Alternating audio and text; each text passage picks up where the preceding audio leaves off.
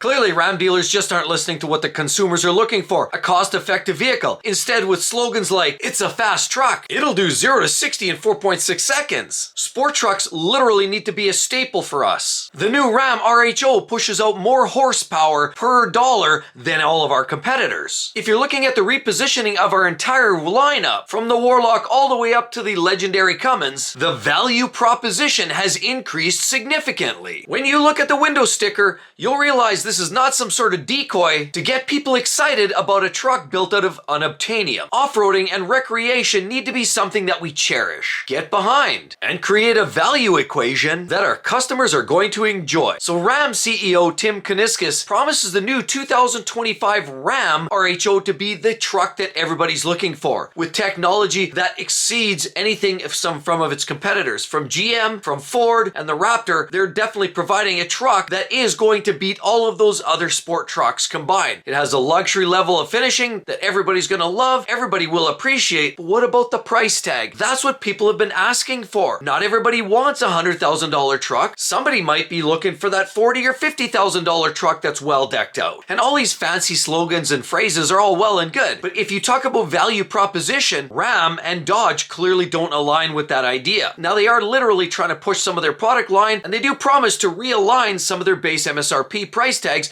in the upcoming year and model lineups. I mean, if you look at some of the trucks that we're looking at today, a base V6 4x4 is cost over 50 grand.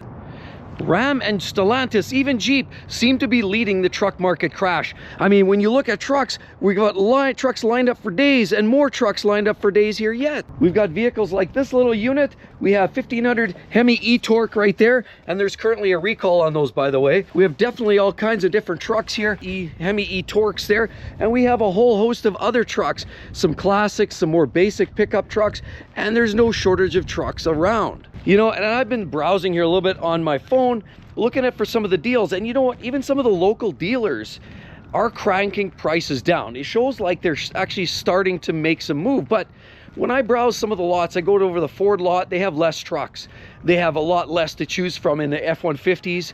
And even when I go to the GM, well, GM has a lot of inventory as well, but it feels like Ram has a lot more. And why could that be? So what's so special about the RHO? It's a very versatile off-road machine that has a significant amount of luxury plugged into it. And it is effectively available for orders come this week. And by the third quarter of this year, you should definitely see these trucks landing in the local Dodge Ram dealerships. But it comes at a caveat. Yes, it's still $69,995 as base price. Now, they do brag that it's a far cry from the TRX that would cost you closer to $100,000, but they also brag that it's going to be significantly cheaper than the Ford Raptor, which is one of its direct competitors. Now, also to note, now that Ram has essentially given up their V8 engines, not everybody wants to get in line with this turbo inline 6-cylinder engine, but that Hurricane engine is going to be driving the majority of their full-size pickup trucks here in 2025. And in doing so, they have to provide extra motivation pardon the pun, to get people in the door. It's bad enough that we've seen price increases enough to choke a horse. I mean, let's go take a look at some pricing. There's some 1-ton pickup trucks up there, diesel. Oh, and what do we have here? A Compass. And a Compass here with a sticker of $47,260. Clearly, even though it's a Jeep, it's still Stellantis, and clearly it's more of an operational thing. It's more of a business model thing. So right here we have a Bighorn. This is obviously a 3500. We got a dually. It's a huge truck. This thing's immense. Of course, we got the big extra crew here. This one has the Cummins, and it actually is a 3500 HD. So this is the real workhorse truck here. This is the biggest baby that you can gonna get for without going full commercial truck. Yeah, they have the great Ram decals on there, and it's a great looking unit. I mean, if you want the biggest, nastiest truck to pull your fifth wheel, this is it. This is gonna haul the biggest, nastiest weights and loads. So it should come with a bit of a price tag. Let's take a look how much this vehicle actually costs. Let's go. I think there's a Monroney sticker on here. And this truck here is $105,000. 105 grand right there. If you can see it, $105,000 on the sticker for this. And here's another one. Let's take a look over here and see what we got. And right here we have $105,000. Seems like the common theme here. You've got to pay over 6 figures to get into a new diesel pickup truck here. And oh boy, here's another one. $117,000 $117,000 for this unit. Here, this is a Ram 3500 Laramie Crew Cab Night Edition 4x4. So you get the Night Edition 4x4 Crew Cab, but it doesn't even have any of the extras. So you know, when you're buying these things, you gotta dress them up. And this one's not a dually either, by the way.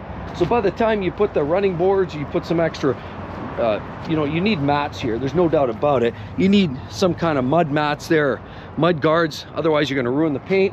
But $117,000 for, it looks like a 3/4 ton, essentially Night Edition, or a 1-ton single rear wheel drive.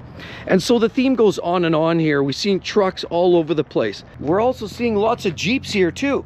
As you cycle down, we see all kinds of Saharas. There's lineups of Jeeps to go for days. All sorts of Wranglers, this color, that color, blue, greens, black.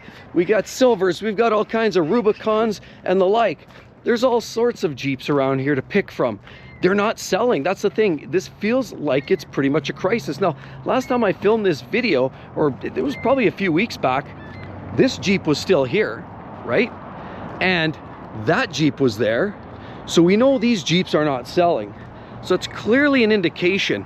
Jeeps, that was like a month ago when I filmed that. So 30 days already. Now we also know that a lot of these vehicles, the Rams, the Jeeps, they tend to be some of the worst offenders in terms of sitting on the lot. So the time that it lands off the truck to the time that it actually gets to the sales, to the person's, the owners, the new owner's hands, should be, the average is around that 72 days. But unfortunately, what we're finding with a lot of Jeep products and Ram vehicles is it's not 72 days, it's closer to 130, 140 days, and clearly they're just not selling. But why? And why aren't they actually adjusting their prices so they can sell? We've seen half-ton pickup trucks, current generation, go from anywhere from $50,000 for a base V6 two-wheel drive, all the way up to $100,000 for a half-ton pickup truck. That's right, a 1500 Ram, all decked up with 22-inch rims, sunroof, leather interior, and the works. But at $100,000, it absolutely seems ludicrous. But now prices are changing. Now, Ram promises to trim those price points down, and you would expect to see $4,000 to $10,000 decreases in the base MSRP prices of the 2025 Rams. The real question is that enough to bring customers in the door? Please leave your comment section below and you tell me if you feel that that is adequate incentive to go out there and spend your hard-earned dollars on a new Ram. The executive said Ram needs to be more focused on sport trucks beyond the new RHO. And those particular units would include the Warlock, the Rebel, the 2500 HD Rebel, as well as the Power Wagon, which currently makes up about 1/3 of the Ram pickup truck segment. And Bob Broderdorf, which is Ram's operations officer, says, sport trucks need to literally be a staple for us. Of the beefy pickup trucks, which place a focus on off-roading and recreation, it needs to be something we absolutely cherish, get behind, and create a value equation that our customers can support. So at the top of this lineup, the RHO does promise to be outfitted with the top engine, the Hurricane high output version that produces 540 horsepower.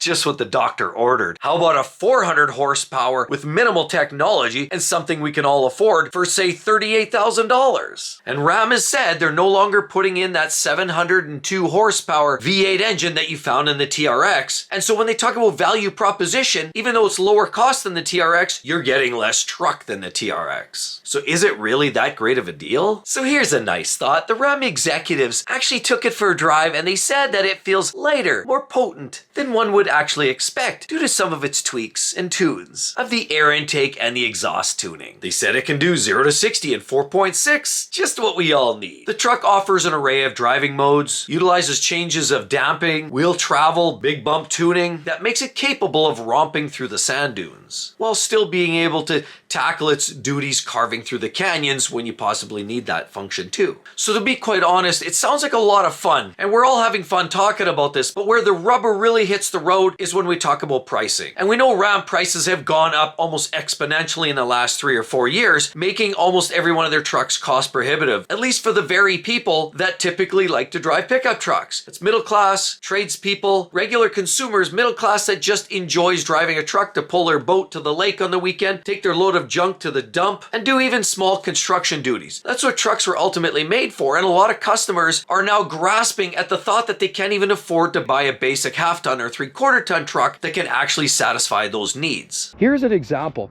The cheapest, dirtiest Ram that you could possibly get your hands on right here. Look, this even has just plastic. You know, it has basic wheels, small 16-inch wheels. Has these, look, very basic, no running boards here. And look, nothing in here either, very basic and plain Jane. What are we dealing with here? Well, it's a 4x4 at least, and it has a little trailer hitch, which that's kind of handy. But in fact, this vehicle is their base model. This is a Ram 1500 Classic Tradesman Quad Cab 4x4. Yeah, what is that? That's basically their base model. It actually only has the 3.6 liter Pentastar engine in this one here, but at least it's 4x4. So if you want to do real truck duty, this might not be your best bet, but it gets you a little pickup truck. However, this truck here, they're listed at $56,095. So you're at almost $57,000 for this, you know, this Ram 1500 Classic Tradesman. And to add to that, it's a 23 model year. That's right, 23 model year, and that's the thing. A lot of Rams, Stellantis, the Jeeps, we're finding a lot of 2023s and even 2022s. Now Ram, they're struggling. They're trying to pull out all the stops, figure out what it's going to do to get people in the door. I'll tell you what it's going to take to get people in the door, and I see it in the comments all the time. People said, scale it back another 50% and you're good to go. I mean, I know the whole 2019, cars, trucks, SUVs were high and they were escalating, but then they took this big jump and people are not okay with that. So I think what needs to happen is a little bit more aggressive incentives, a little bit more relook at some of the price adjustments, and obviously relook at the entire new lineup for 2025. The Jeeps, you know, whether it's a Compass or Wrangler or whether it's the Rams, they need to relook at the prices on that, and they need to make further adjustments. People are hungry. They don't have the money these days. I mean, people are just trying to eat. It's the whole cost of living crisis that's getting out of control right now. I mean, look at these trucks. There's no shortage of trucks here to choose from, and you could pretty much pick any color, make, model, size, you name it, they've got it. But that's just it. That's the problem, and that's truly what I truly believe why Ram is leading the charge to this truck crisis, in the fact because they're not necessarily following the same set of rules from my perspective anyhow, and they're actually just playing these games, and they're more or less just following the ebbs and the flows of the market, adjusting as needed, but they're not necessarily saying, look, no, we're committing. I don't see signage. Like I said, I don't even see signs anywhere that says there's truck sales. When I go over to GM, I do see that. Now, that doesn't instill good faith, good trust. I don't have a lot of faith in that personally. And so I think a lot of buyers are in the same boat. So I just want to share with you my perspective. I think what's going on with Ram, I think, is not good in my opinion, because they're not really sticking to their guns. They're not playing the game that everybody's willing to play, and that's, let's seriously relook at the pricing on these vehicles, because they were far higher than most people can tolerate right now. Yes, maybe they're trying to cater to that top 1%. I don't know. But if that's what it is, well, they'll get their luck. But you know what? At the end of the day, they're not going to sell enough vehicles. If they can't move the products, even with good margins, which they've been focusing on, by the way, are vehicles with bigger margins, fully loaded features, bigger engine configurations. Those are the vehicles that they've been more gravitating to selling, and they've been trying to pitch away all their smaller, junkier vehicles, because, and a lot of manufacturers are doing that because the margins aren't there and they have to sell a lot more vehicles. So this is what's happening right now. Ram is leading the charge in terms of, you know, playing different games. In my mind, they really need to think about their pricing and get that adjusted accordingly. So it will be interesting to see what the final price tag looks like for a lot of these Ram trucks, and we'll be sure to share that with you in upcoming weeks. But the reality is, even at $70,000 for this RHO, it promises to be a significant price tag to get your hands on a 6-cylinder pickup truck. So time will tell what the rest of them go for. I mean, if a person just wants a basic 4-door, 4-wheel drive pickup truck, hey, we'll see what that prices are all about. And that's what people are looking for. Simple technology, robust drivetrains, and competitively priced trucks, and a sprinkle and a dab of reliability, which has clearly been missing in a lot of late model trucks from Ram, GM, Ford, who've all had their struggles, and the reliability game is a big problem that they all need to solve. And with all of that said, maybe you want to look at something a little different. Toyota right there is starting to scare the pants off of Ram, GM, as well as Ford with the full-size trucks that they're rocking. You definitely want to see that video, talk all about it. Hope to see each and every one in the next one. We'll see you real soon. Bye-bye.